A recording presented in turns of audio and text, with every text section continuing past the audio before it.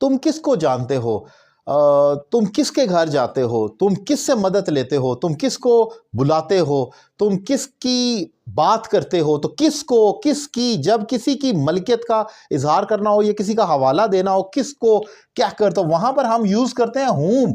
हुम, हु नहीं। अब हुम और हु में क्या फर्क है, क्या कंफ्यूजन रहती है, मैं इस एक क्रिटिकल पॉइंट को डिफाइन करने लगा हूं। अगर आपको मेरे पढ़ाने का तरीका पसंद आए तो आप मुझसे ऑनलाइन इंग्लिश लैंग्वेज कोर्स भी कर सकते हैं, एक रीजनेबल फी पे कर अगर आप पाकिस्तान में या पाकिस्तान से बाहर किसी भी जगह से।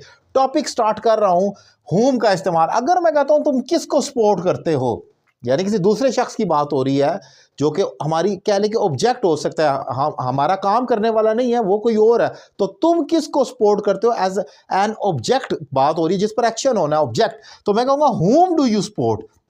लेकिन अगर मैं कहता हूं तुम्हें कौन सपोर्ट करता है, अब तुम्हें कौन सपोर्ट करता है, तो मैं कहूंगा हु सपोर्ट्स यू। वहां पर हु आएगा, वहां हुम नहीं आएगा।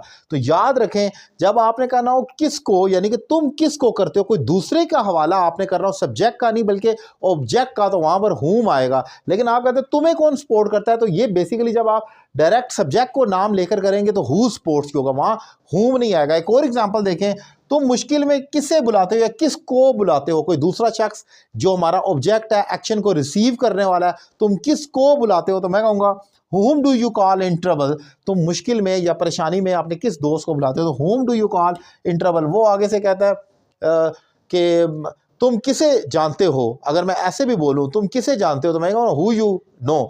मैं ये नहीं कहूंगा, मैं कहूँगा who do you know, whom do you know, तुम किसको जानते हो। अच्छा, इसमें एक डिफरेंस जो आपने याद रखना है, सब्जेक्ट और ऑब्जेक्ट का करना है।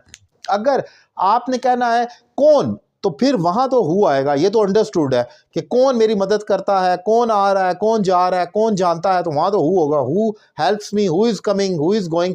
लेकिन अगर कहा जाए किसको या किसकी, आप उस एक्शन के हवाले से बात करें, ऑब्जेक्ट रिसीवर का, तो किसको ये कहना है, किसको ये देना है, किसको बुलाना है, किसको नहीं बुलाना है, तो वहां पर आप होम का इस्तेमाल करेंगे, जो कि एक आप कह लें कि क्वेश्चन के तौर पर इस्तेमाल होगा।